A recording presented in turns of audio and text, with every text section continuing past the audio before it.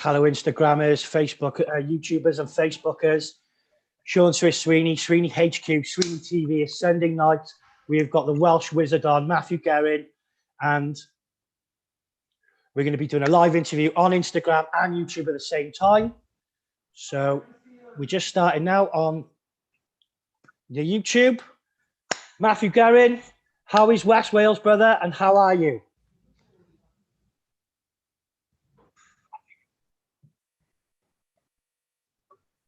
Yeah, I'm really good, mate. Better now that I'm back in business. Yeah, brilliant. I've just added you on the Instagram now. Can you hear me? Yeah, I can hear you fine. Can you hear me fine? Yeah, now you're good. Yeah, it was a bit of a pause and I was loading on to Instagram. Right, there you go. I've just muted that now because obviously that came up. Right, so we're live on the tube now, buddy. Conflict. What shall I do with the volume? Shall I keep Instagram on and turn the Zoom one off? How does it work? No, keep your Zoom one on and turn your Instagram one off, buddy.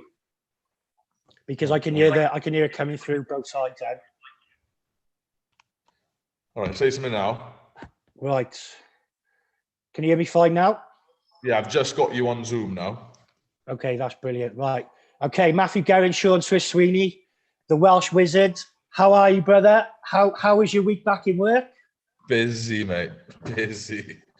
Yeah, it's been good. I'm still here now. I was late coming on. I was cutting today and I didn't finish till 6:10. So sorry about that, mate.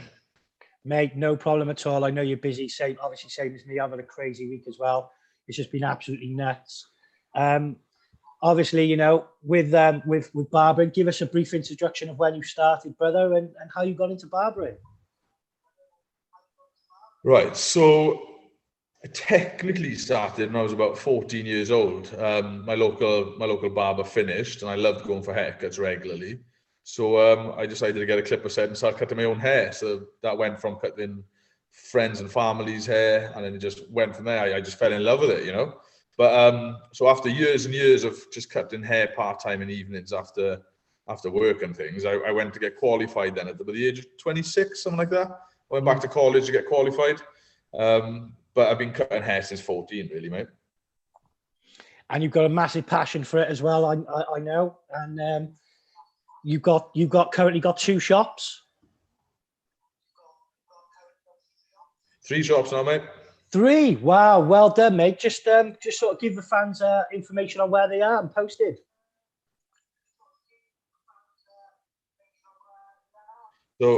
So we're currently in the Armanford shop now. It's like an industrial estate just outside of Armanford town centre, and I got shops in Llandilo and in Llanelli. Nice. And your Llanelli shop, is that the newest one?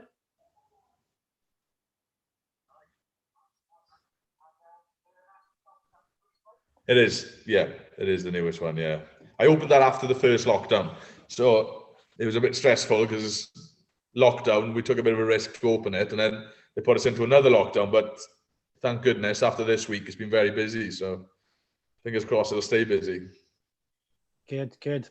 And obviously, you know, your education is the barber coach, and you do teaching education, same as myself. And just explain to people about why you offer your educational days and your training for young barbers.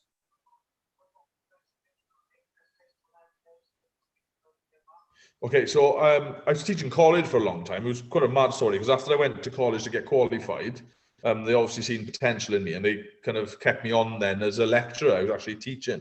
So I went there as a student and left as a lecturer. But so since then, I've set up my own academy that I run on a Wednesday evening from this shop. I got 6 weeks left on this one now because it was paused during lockdown. And then I just do kind of like one-to-one salon training, go around different salons all around the UK teaching.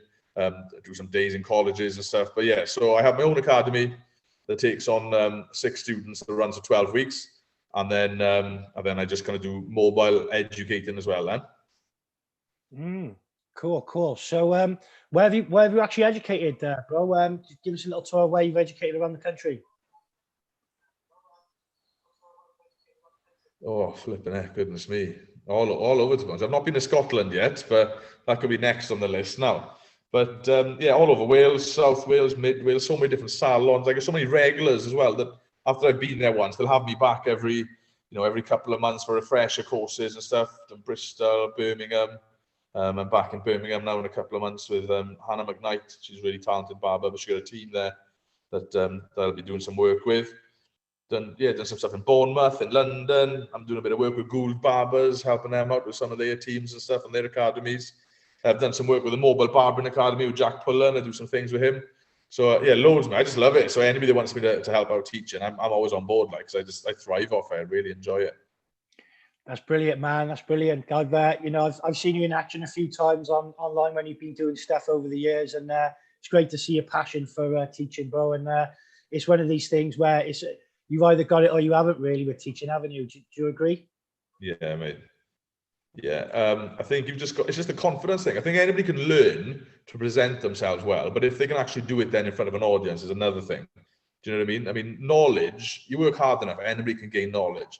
You practice enough, anybody can learn how to speak, but putting that together in front of an audience, not everybody can do that. So yeah, it does take a certain sort of person, but luckily for me, I thrive off it, fortunately. Yeah, definitely. Same as me, definitely. So obviously, going into what you were saying about obviously you doing stuff with Gould, I noticed you were down one of their shops working. How was that experience, buddy? Working in Tesco's. I really enjoyed it. It's something different, to be honest. Different. It's just so easy though, because like you just sit there, you got a little break, you think, oh, what should I get to eat? And you got so much choice, and it's just like you see so many people passing, so many different faces, so many different characters. It's a completely different world from what I'm used to. But I did really enjoy it. It's really cool. It ticks all the boxes, doesn't it? I mean, it's got the parking, it's got the facilities. You're in Tesco, like huge, massive, company.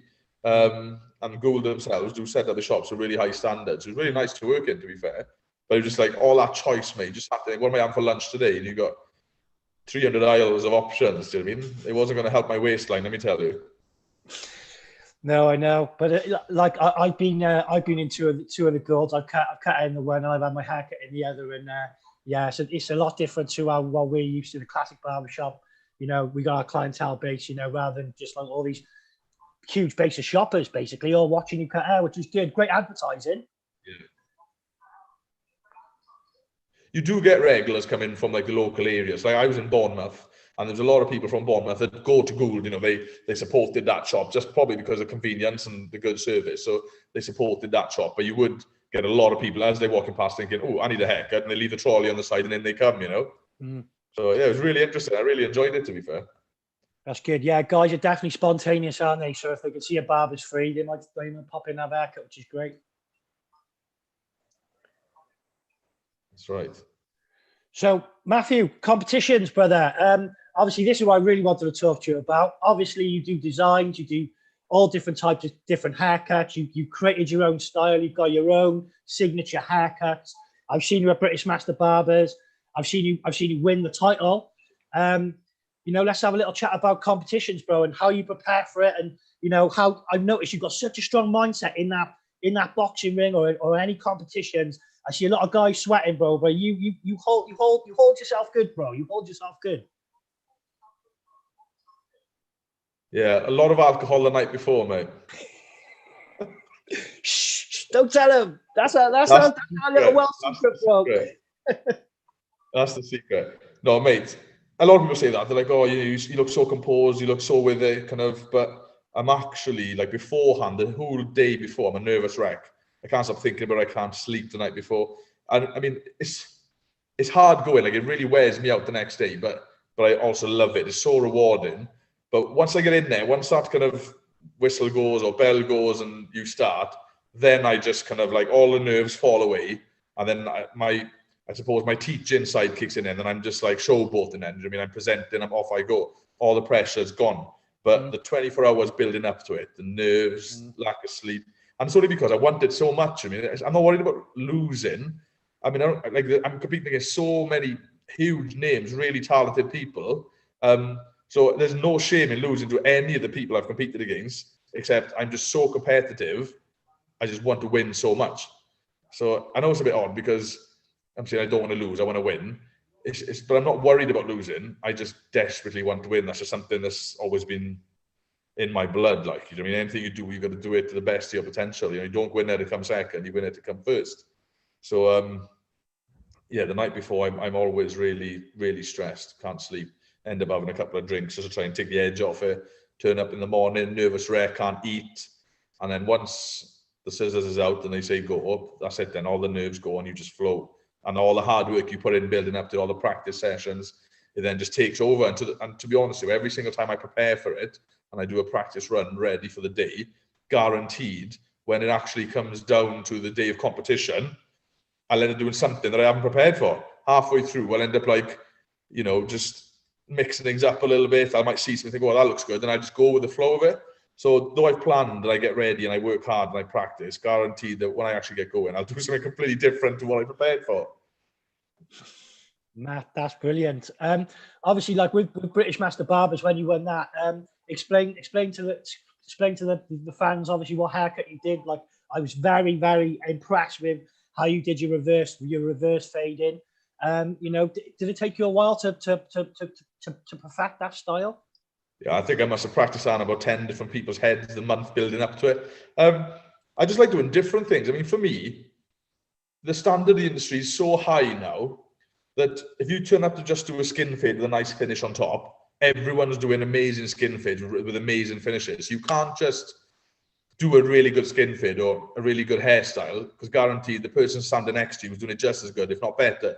So you've got to do something that someone else can't do, something different that, like, even the judges might look at it and think, flipping heck, how did he do that? Do you know what I mean? And that's what I bring to the table. So, you know, your scissor cutting, like I was up against Joe Cartmiller, one of the competitions. That guy is the king of scissor work, pompadours. So if I was going to go and do a nice layered scissor cut, I'd have no chance, because he's got it in the bag. That's what he does. You know, so you're competing against, like, you know, Tom Baxton things, clean fades, really nice finishes on top.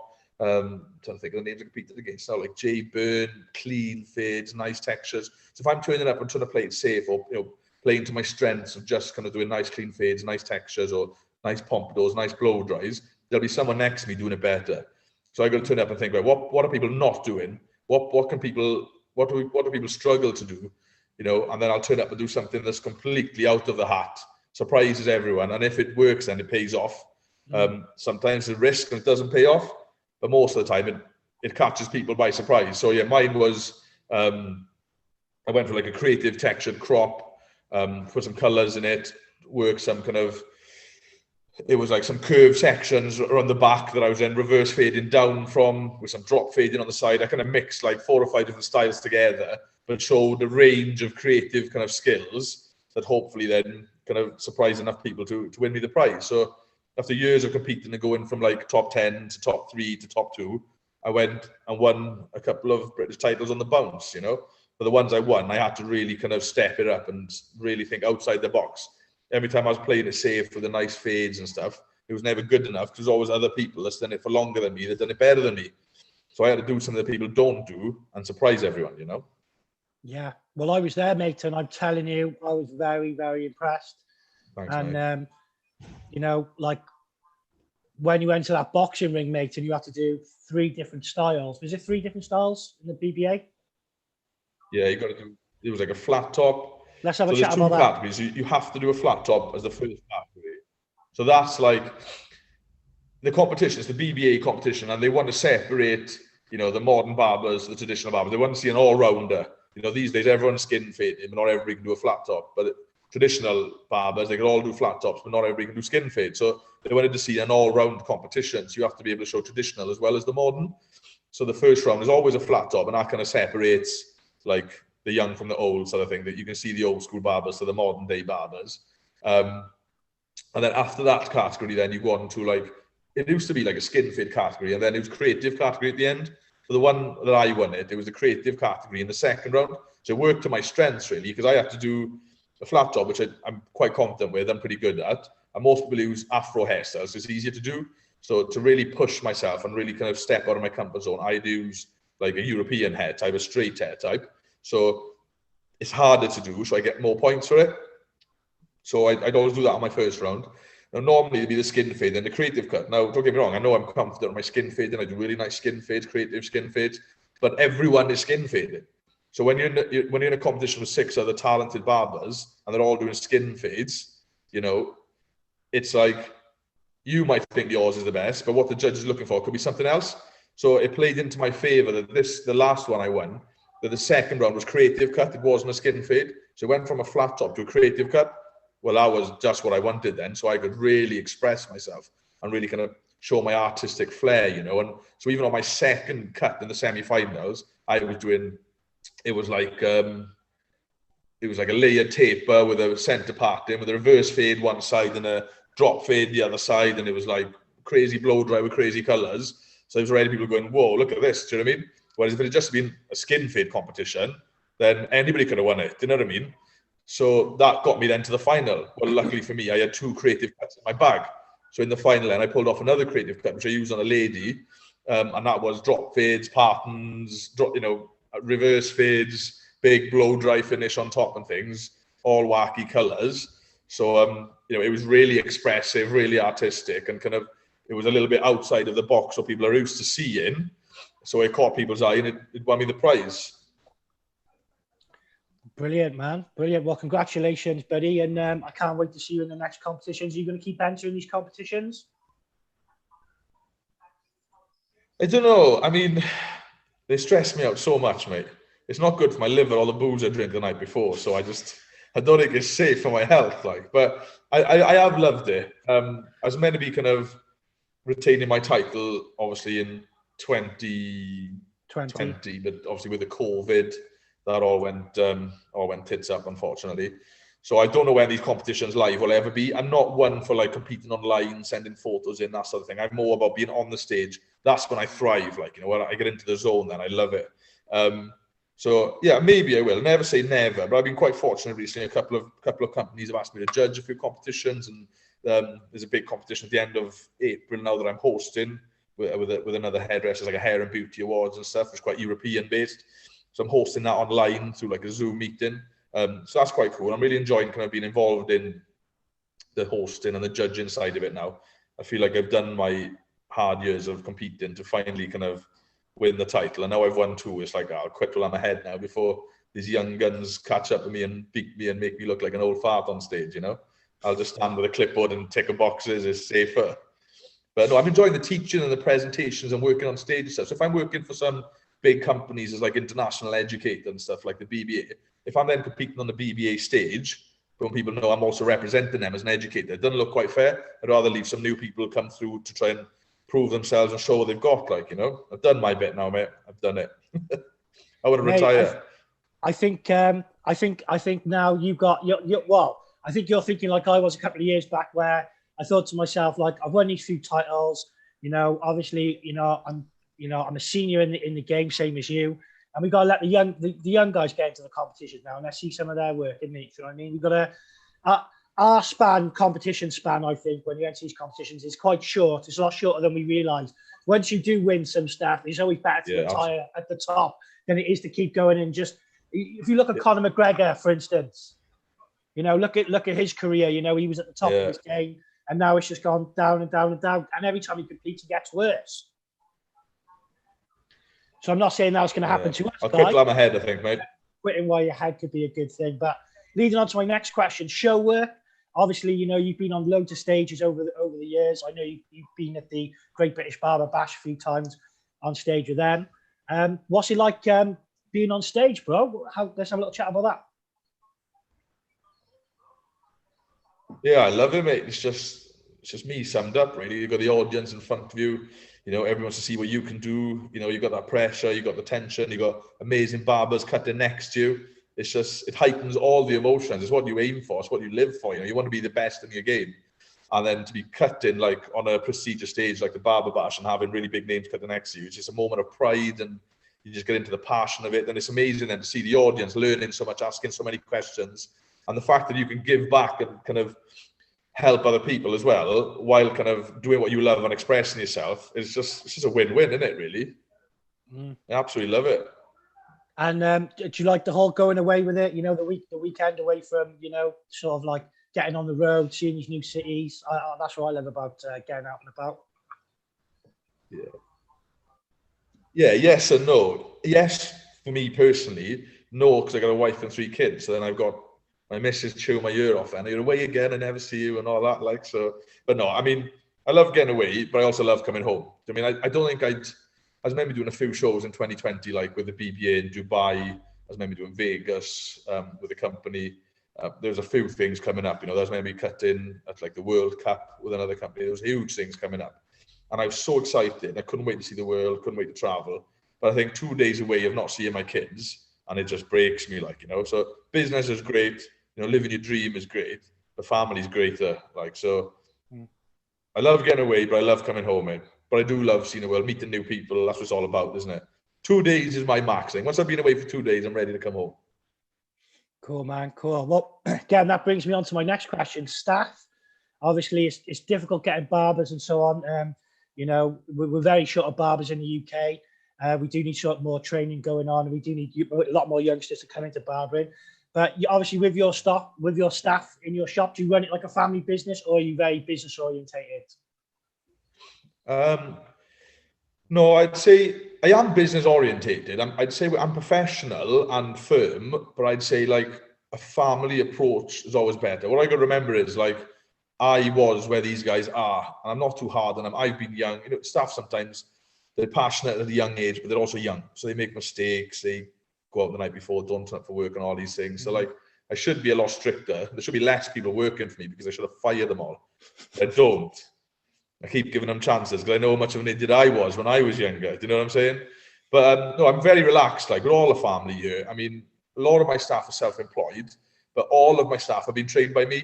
I've been in a position where I've taken staff on and trained them up the best I possibly could.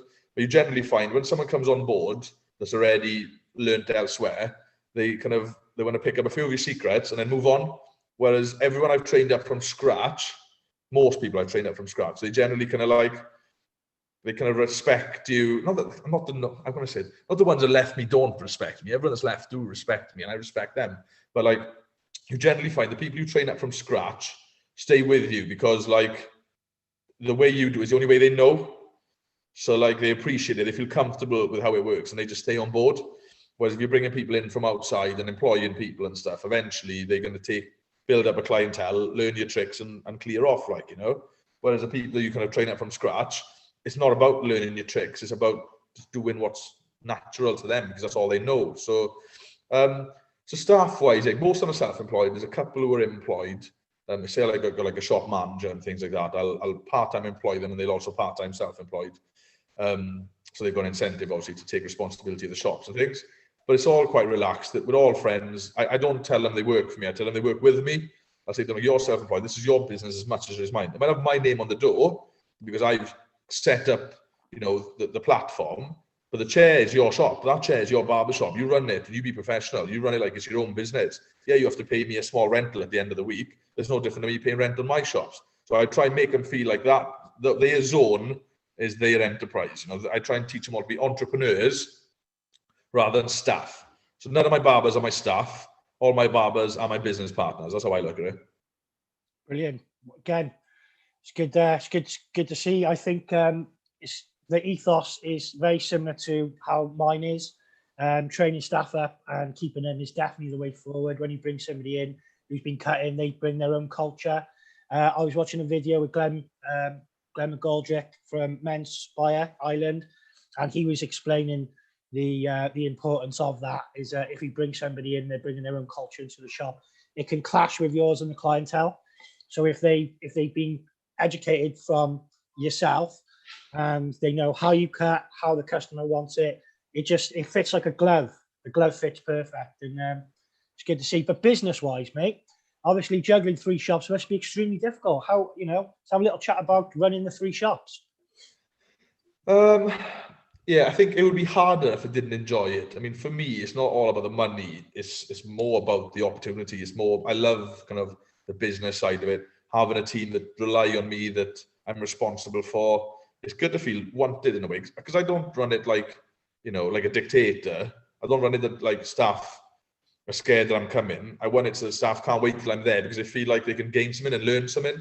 So yeah, I thrive off it really, because I always feel like I'm helping and developing people and stuff. But it could be hard, but I think the way we've set it up and the way everyone pulls together and everyone works as a community, I don't feel like I'm bossing staff around. I feel like everybody knows their place and they all do what they got to do. So now we've got to a point that it's not too much responsibility for me. Like, I got people in each shop that I can trust and rely on. They know their place. They know what they're going to do. They know how I like things done, and they just get on with it. And I'll pop around each shop once a week to make sure I'm there, make sure there's a presence, but not a presence of fear, but a presence of support. Make them realize I'm there if they need anything, and I'm there to help them. And obviously they could learn stuff from you, clearly. And that's how I do it. Yeah. So it's just one big happy family, to be honest, mate. Bro. And how many staff have you got altogether, bro? Including trainees. So I've got, hang on then, so let's work this out. One big happy family, don't you know how many of us there are? It just keeps growing, bro. It keeps growing.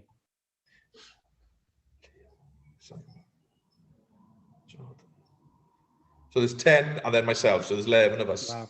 In total, yeah.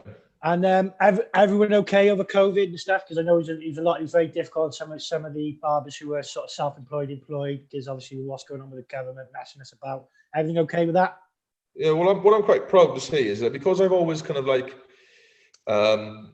supported my staff to believe in themselves and supported my staff to look at themselves as entrepreneurs rather than just barbers, they've all adapted. So when we were forced into lockdown, they went to find other work. Some were buying and selling online. Some went to go and work with other people. They weren't scared to work. No one here is scared to work. Like, do you know what I mean? They all improvised. They all found something to do. They weren't scared to go. It's not a case of I'm a barber, that's what I do. They were like, no, I'm an entrepreneur and I can go and make money. So when the barbershops are closed, they found other ways of making money, which I'm really proud of. Some of them had some financial support through like furlough schemes and things. Being self-employed, you get some self-employment support and things. But all of them took a massive hit. We all took a hit. Even if you get grants, the grants don't even cover half of what you normally make. And when I got 3 shops and one has been open for less than 12 months, I can only get 2 grants. So it's like I can't even cover the bills on all 3 shops. Then they've got to be spread out. Then some of the staff I give a bit of money to if they were struggling during the lockdowns and things. But we all pulled together. But what I'll say is no one just sat back and stressed out. They all got up and found something to do. They all went to work, found another job, set up other little businesses on the side, and they all kept themselves busy. So fortunately for us, it wasn't too bad. Right?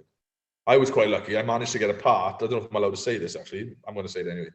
But I managed to get a part on a movie in Carmarthen, so it was close to home. I set up. So during the first lockdown, was it a Welsh production or? No, it's Sky production. It's a big time one, mate. Bro. Yeah, you want to go on Google and put in "Save the Cinema" and look on IMDb. Save the Cinema. I'll just write that down now. Save the Cinema, IMDb. So yeah, basically, during the first lockdown, I did some work with a company called One Tribe TV, who do some they work with the One Show and they do some documentaries for Bear Grylls and stuff. And it's more of a documentary-based thing. So I was working with the Lions Barbers at the time, raising awareness for like suicide in men and mental health and things. And during the mental health week in Wales, because I was a Welsh ambassador, they asked if I'd do some work with BBC Radio Wales and One Tribe TV. So I really enjoyed it, thoroughly enjoyed it. And we were meant to be doing more work together, more productions, but with the lockdowns and things like that, I kind of slowed it down a bit. So I was meant to be they were meant to be setting up like a documentary where I was going around the hospitals, cutting hair for the NHS and things.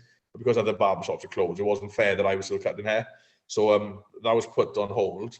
So I basically just done some research into how else I can do some work on TV and things. And I signed up for at a casting agency called Creative Casting, and they do all things from like movies to programs to documentaries to reality TV, all sorts of stuff. So I thought, well, if something comes up that suits my line of work, I'll go for it, thinking it would be either related to like mental health work or related to barbering or teaching or educating or even just working on set as a barber. I thought I'd get that sort of opportunity.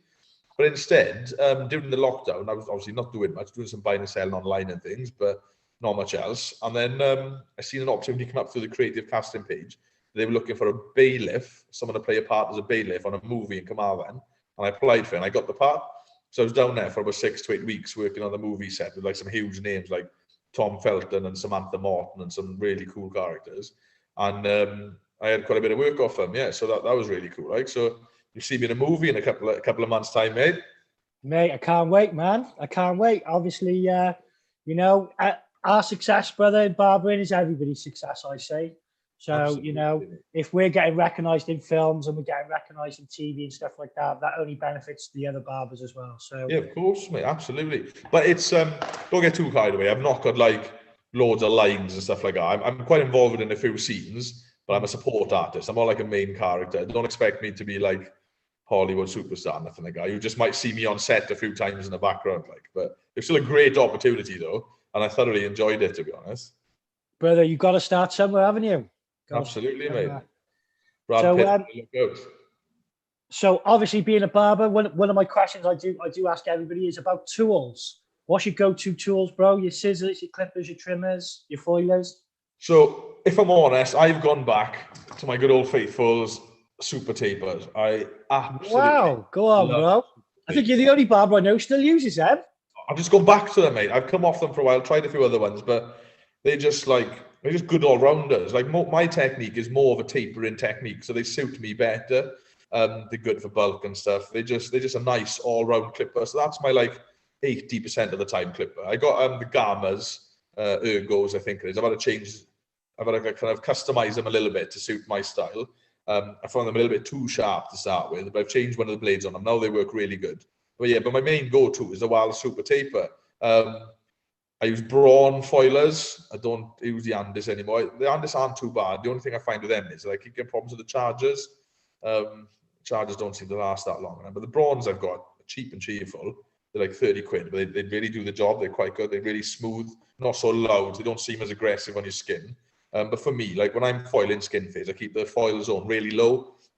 So I don't need a really powerful foiler to be driving up the head because mine are low tapered fades. That's kind of my style, like, you know what I mean? A more stretched out fade. And actually, mate, I use Chemi trimmers. I do have like an Andis trimmer and things, but these are all I use. I bought a Gamma trimmer as well. It cost me like 100 quid. I buy and sell these online. They sell online for like £27. And I promise you, they're the best trimmers I've ever used. The battery lasts for about 3 million years. And like there's 3 speed settings. And they cut really nice, really close for a skin fade. But they're also really safe on your skin. They don't pull, they don't snag.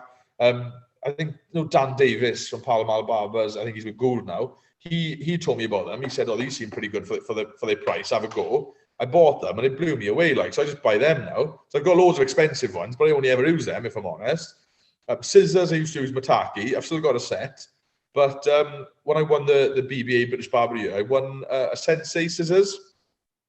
And I got to be honest, I find them really good. They're like really, really sharp. I think I've had them sharpened once in the last 2 years, and they still cut really clean. So I'm quite impressed with them. But I'm not too complicated, mate. I got a cheap Chemi trimmer. I've got a cheap brawn foiler. I use a Gamma and a Super Taper clipper. But my Sensei scissors were about 500-600 quid. But luckily for me, I didn't have to buy them. I won them. So happy days, brother. Happy days. And obviously, like, you know, with new styles coming in, anything you've been doing, like anything exclusive for SweeneyTV, anything new you've designed? Have you been working on anything special? no, I suppose not really. I know it's a bit sad. There's not much information for your sort of for SweeneyTV. But like the last 4 months, obviously, because we've not been cutting, I've not been able to kind of express my artistic flair as much, you know. So I've been doing other things really. It was kind of nice to take a bit of time off from barbering and just kind of reflect on my family and who I am, you know, and look at a few other things. So we've got a few other little businesses up and coming now with me and my wife. I'm going to be doing like a beard oil. She's working on like bath bombs and cosmetics and stuff. So I've quite enjoyed working with her on setting up a few things. But style-wise, there's loads of mullets coming back and I'm enjoying doing a mullet. But what I used to love doing before the lockdown, I used to enjoy doing was like quite creative, like centre partings. I've done a bit of a photo shoot for Koala Hair with Martin Carina, runs a fashion agency. He's done some modelling for us. And we worked on like a nice creative layered centre parting that I think the photos and the video is on my Instagram. So I really enjoy doing stuff like that. Like as much as I love the fading and things, I quite enjoy doing more old school, but more traditional cutting. So like still do the centre parting, still do the nice kind of layers on the side, but adding like a creative flair to it, adding like a modern edge to it, you know. But as much as I love the skin fades, and that is obviously your bread and butter, if you can't skin fade, you're not going to make any money as a barber, let's be honest. If you do 20 haircuts in a day, 15 of them are skin fades. But I'm enjoying working with the longer hair a little bit more now, kind of doing a lot more taper mesh techniques, a lot more textured techniques, a lot more surfy sort of styles, hammering some texture. I'm really enjoying it. So, but nothing too out there. Like, you know, I know you're used to seeing like the creative patterns, the reverse fading, all these other wacky stuff. I've tamed it down a little bit just to express other areas of the industry, and I'm kind of working more towards like the longer layers and stuff now. And I'm really enjoying it. So Matthew, have you got hairdressing background as well, cutting long ladies' hair, or is it just something you picked up in barbering? Something I've picked up. So no, I have done some work in hairdressing. I worked in a salon a couple of years ago, part-time, while I was doing my qualification. So I learned a little bit from there. My Llanelli shop is attached to a hairdresser's, and the lady that owns the hairdressers I worked with in college, so I've learned a lot of hairdressing things from her. So it's something I've looked into just to kind of expand my general hair knowledge, but I'm not qualified in it. It's like colouring and stuff is experimental. I've experimented on like friends and family and just tried things out, obviously asked questions to the hairdressers that I know. But I'm not qualified in it. It's something I've just kind of dabbled with a little bit. And then I've used what I've learned in my barbering and created like a more broader range of skills then, if that makes sense. Yeah, it definitely makes sense, buddy. What colours do you use? Do you use any particular colour range, or? Oh, whatever Adrienne's got in the cupboard, I just nick whatever she's got, to be honest, mate. I'm not clued up enough to know like what the best ones are. I just see what she's using, and if I fancy having a go at trying something new, I just pinch off her. I used to use a bit of the Osmo range, but I don't do it enough to kind of know, oh, this is the best one, or this is what you should be using. If I got someone to fancy something a bit creative, I'll just go for whatever's in front of me, and I'll make it work somehow. Well, me watching Tom Baxter videos got me into the colour, and when I spoke to him, I said, thanks a lot, mate. I've got crazy hair now until it grows out. So I'm going to be going yellow next. So yellow, the next SweeneyTV, you'll see I'll have bright yellow hair. So obviously barbering in the game, bro. Idols, who are your influencers? Who were you looking up to when the whole barber thing kicked off? Were you looking at Chris Foster? Were you looking at who were your idols when you were sort of before you became the idol? I'm not an idol, mate. I'm not an idol. Flipping heck. Yeah, I used to look up to Ryan Cullen a lot. Yeah, brilliant barber. As I was coming through, he was starting to become a big name. I was slowly kind of like getting used to the whole social media world. I've been cutting for years, but I was new to the social media world and that sort of thing. But as I was getting into social media, the person I watched the most, I'd probably say, was Ryan Cullen. But there was loads of just so many good barbers, But it was his. I think I probably followed the closest. I also Andrew does hair. I used to love all his kind of like textured mullets and longer layers and that sort of thing. So I enjoyed watching a lot of his work and things. But I'm sort of like, might sound a bit arrogant, innit? But I'm sort of the person, rather than looking at what someone else does and admiring it, obviously admire it and respect what they can achieve, but I deep down think like, I'm going to do that better than that. I'm the sort of person that sees what other people are doing and going, how can I be better? And so I would use them as like motivation and inspiration to better myself, but with a goal of being better than them.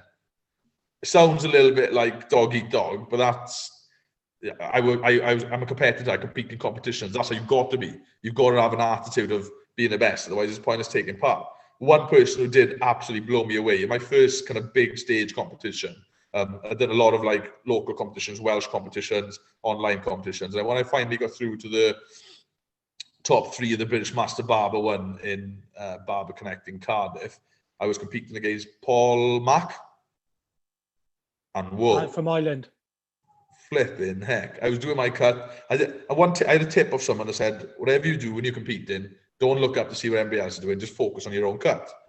I thought, all right, okay. So I had the plan in place, and I was focusing on my own cut. It was a bit edgy. It was a bit of a disconnection all the way around, quite wavy, curly on top, and just doing a nice stretched out fade. Probably playing a little bit too safe, really. But it was my first big one with big names, I just thought, if I just get good points and having a nice solid cut, it'll hold me in a good position. And then halfway through, I thought, right, it's coming on now. I'm nearly finished. And I looked up and seen what Paul Mack was doing. And my jaw nearly knocked me out because it hit the floor so hard. And I was just like, oh, shit, I got to do something more creative. And I played it so safe. And his was so creative that I was like, oh, crap. So I tried to do something a bit different. I just put 2 boring lines on the side of his head. And I was just like, flipping blew it. And I spoiled what I'd done because what he did was just like so out there that it just took me by surprise. But I'm glad, but that was like a turning point for me, because when I actually seen what he did, I was like, well, I could do that. Do you know what I mean? There's nothing he did that I couldn't do.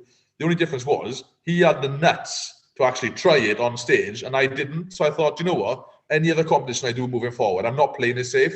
I'm just going to go out there and do something mental. If I lose, then it's probably because it was too mental. But if I win, it'll be because it's something that no one else can do. And that's kind of the attitude I took moving forward. And every competition I did after that, I just did just mad stuff. And I always ended up finishing second or first. So if you're going to compete in big industry stages, playing it safe is not the way. Because if you play it safe, everyone can cut better than you. Do you know what I mean? Because someone's been in the game longer than you, someone can fade quicker than you, someone can use the scissors better than you. So if you're just going to do scissor cuts or fades, you're going to be left behind. So you've got to find a niche or something that's going to make you stand out from the rest. And I seen what Paul Mack could do, and I thought I could do that, and I'm going to try and do it better. And then I won a few competitions afterwards. That's brilliant advice for the students and people who watch this back later who want to get themselves into competitions. Obviously, you know, like it's benefited you, hasn't it, with your career entering these competitions. Obviously, you've been in a few sort of magazines as well. Is that like first of all, what's coming next for you now, bro? What's happening in the future? What's to come? Any plans? So before COVID, I had so many plans, so many ideas. If COVID hadn't hit, I'd have had 5 barber shops by now. I was looking at 2 other shops. The lockdown chucked the spanner in those works for me. But I'm glad it did, because it's made me kind of stop and reflect on things a bit. And it's like, it's all well and good having loads of shops and loads of barbers, but there's only one me. And eventually it's going to be difficult to manage them all. So I think sometimes quality is better than quantity. And that's one thing I teach when it comes to cutting hair. Quality is always better than quantity. And sometimes it's better to do a few things really good than to do lots of things at an average level, you know. So I thought, if I just keep opening shops, it's going to be harder for me to maintain the quality.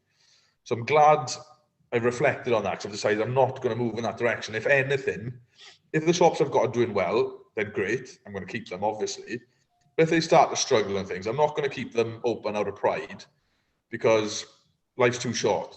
If I have to close, I'll close, and I'm not worried about it. I mean, it's not going to kind of affect my confidence or kind of like knock my future plans moving forward. I'm going to keep what I've got for now. I think I'm going to focus more on the teaching side of things, because I really enjoy that. I wanted to set up like an online training platform. I've done a lot of online teaching during lockdown. I worked with a lot of professional football players who have like a passion for barbering, something they might want to do maybe after football, or something they could do during football if they'd, gone away with the lads and they want to trim in a hotel before the next game and stuff. They wanted to learn, so they have that option. So I've worked with a few pro footballers now, and it's given me a few other opportunities. So I've really enjoyed that. So yeah, I think I'm just going to I think in the next couple of months, once the shops have cooled down a bit, I will probably look at setting up the online training platform again, a website where you can kind of just register, pay your monthly membership, and watch a range of different things, from like theory lessons to, all the basics to all the advanced, but broken down. Rather than having like 1.5 hour long videos of a full haircut from start to finish, they'll be broken down like effective clipper over comb, effective clipper work, effective scissor work, and there'll be small kind of 5-minute videos on how you can develop the skills and really take things back to basics, really develop your methods. Like, a lot of people want to kind of run before they can walk. They all want to be able to do amazing skin fades. And then when I get to the salon to train them, I find out they're not even holding the clipper properly, or they're not even holding the scissors properly. So my focus is on really kind of taking it back to basics, teaching good principles, good solid methods, and then slowly developing them into more advanced techniques and skill sets. So I'd like to do that through an online training platform. But until I'm in a position to set that up, I think just generally just looking after what I got. The lockdowns have made me realise I need to spend a bit more time with my family. But I think if I can teach a bit more often, get around a few salons, work with a few people and help them develop their brands, their businesses, and do some consultancy and some social media marketing for some people. So if I can just offer a package where I can kind of be like a business development consultant in the barbering industry for people, I'd really enjoy that, seeing how like I can help others with what I've learned from the mistakes I've made to help them better their businesses, you know. So that's something I'm looking at kind of going more down, if that makes sense. Brilliant advice, mate. Brilliant advice. And for everybody who's on Instagram, I guess I can't read your messages, but obviously we're doing an interview, so we won't be taking any questions on there. Obviously, we're coming to the last sort of 10 minutes, brother. Anything you sort of want to tell the students that they're getting into barbering? Any sort of information about how to, enjoy barbering and like with me, obviously I take students on all the time, and I find that it's difficult trying to keep them locked into barbering at the start. I think some of them got to have a passion for it, and it's not one of these. It's not one of these jobs you can pick up and drop it. It's a lifestyle. Do you agree, bro? Yeah, absolutely. So the first thing, I get like messages every single day, people saying like, how do I become a barber? What do I need to do? It looks so cool. It looks so trendy. You earn good money. Sounds great. And the first thing I tell them is, yeah, no problem. Hold a brush while standing on your feet for 10 hours a day. And once you've done that for 3 months and you find that still cool and you're still interested, then I'll teach you. Because a lot of barbers, like they see people who have worked hard and made it and think like, oh, that looks easy. And they think they can just turn up, put on their trendy new sneakers and snap back to front and walk around doing this and stuff. And you think you can make $2,000 a week, like, because it looks cool. And they don't realize the hard work that goes into it. Like, a few local barbers I'm still friendly with, speaking to recently, how they were just broken men after the first week. My back has been in agony. My ankles have been in agony. So starting off, it looks cool and trendy. Yeah, you're just standing there watching loads of other people cutting hair while you're dressed in your trendy clothes and stuff. But once you become a successful barber, it's not cool and trendy anymore. It's hard bloody work. You're on your feet for 10, 12 hours a day, maybe more, one after the other, non-stop. As much as it's like a passion of yours, after 6 hours of it, when your back's in agony, your legs are in agony, your feet are in agony, it then becomes a real hard task. And it's nowhere near as cool as you thought it was starting off.